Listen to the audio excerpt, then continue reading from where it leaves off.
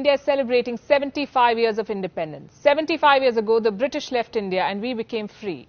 Or did we? Would you say we are still colonized in our minds? Would you say our decision making is 100% free of biases and inferiority complex even? Would you say our choices are still very British or Western? When the British colonized India, they were desperate to legitimize their rule. So they came up with the theory of the white man's burden. They built smokes and mirrors around civilizing India, painted themselves as a superior race. The British were superior, we Indians inferior. Thomas Babington, or Lord Macaulay as you would know him today, brought English education to India. His purpose was to hammer in the inferiority complex. They introduced an education system that hailed the British as superior in science, arts, even morals. On the 2nd of February 1835, Macaulay circulated his Minute on Education. He declared, a single shelf of a good European library was worth the whole native literature of India and Arabia. Quick fact check. The Mahabharata is lengthier than Homer's Iliad and Odyssey combined. The Mahabharata has more than 200,000 lines. Iliad and Odyssey have 30,000 lines each. The Ramayana too is 3 times as large as Iliad. Anyhow, Macaulay did not hesitate in telling lies or spelling out his design. He said British education was meant to create a class of persons, Indian in blood and colour, but English in taste, in opinions, in morals and in intellect. The idea was to make the West aspirational. Do you think Macaulay was successful? I think he was. We're speaking in their language after all. Look around you. Many educated Indians today are very English in their taste. Some have become indifferent to their own culture.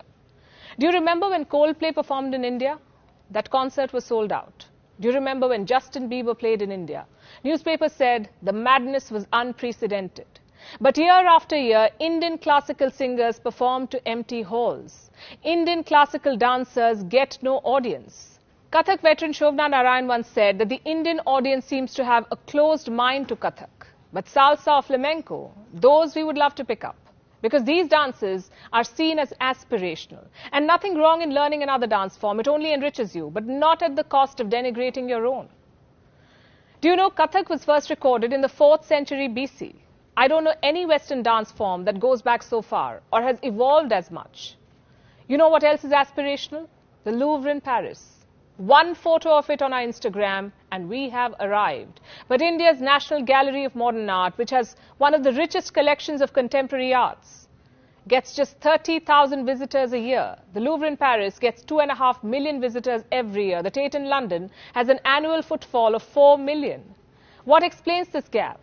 Is it India's disinterest in everything Indian or the obsession with everything Western? Do we still blame Macaulay for this? Or our failure to invest in our culture? The reasons are multiple and the result is clear. Today an Indian dreams of becoming Western, aping the West or living the Western lifestyle. For an Indian, the West has become synonymous with advancement and modern living. But these are two different things, Western and modern. If only we could cure this 75-year-old colonial hangover, if only we could look through what Macaulay wanted us to learn, if only we could reconnect with our heritage, we would realize that it's us, the Indians, who have always been ahead of our times.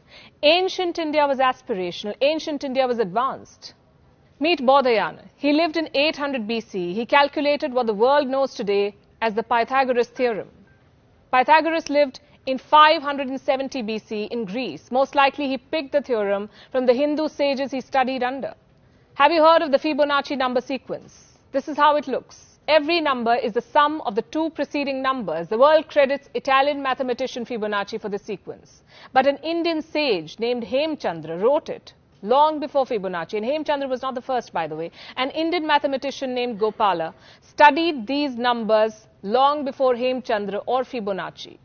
Eurocentric textbooks will not tell you this. Macaulay would never want you to know this. An Indian invented zero, an Indian taught the world how to calculate the value of pi, an Indian invented the decimal system or the binary digits, or the heliocentric theory about the solar system.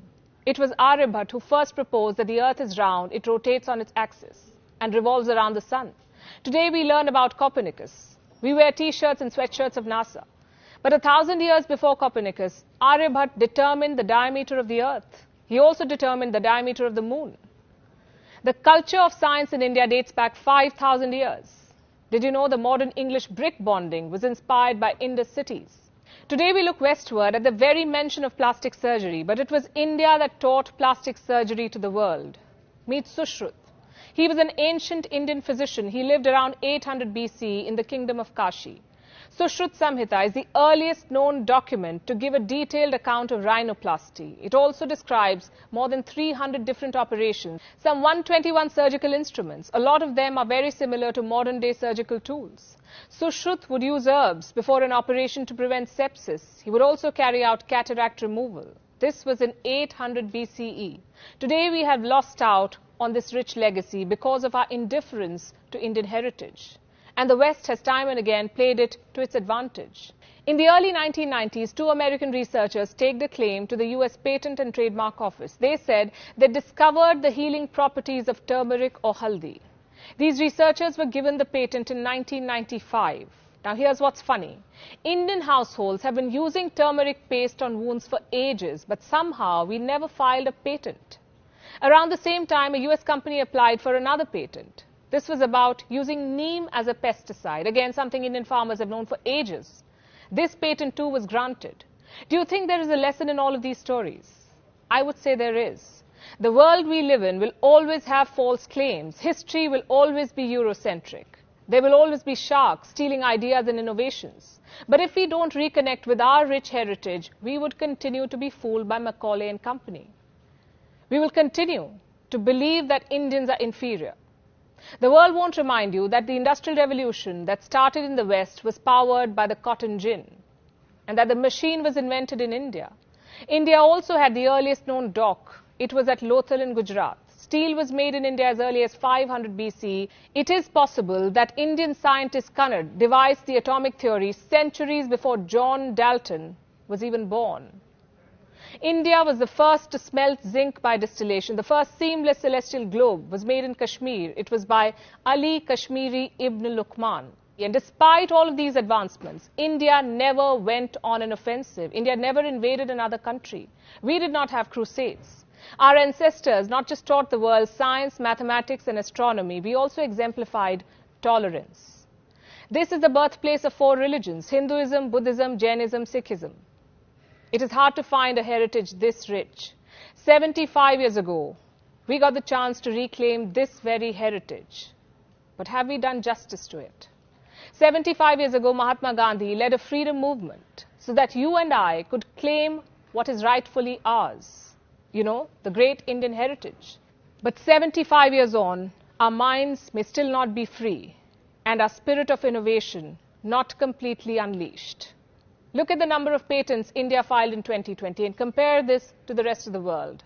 This is just one parameter, but it tells you the story. Freedom is supposed to nourish critical thinking. Freedom is about being proud of your culture, your color, your customs. So let's stop looking westwards. Let's look inwards.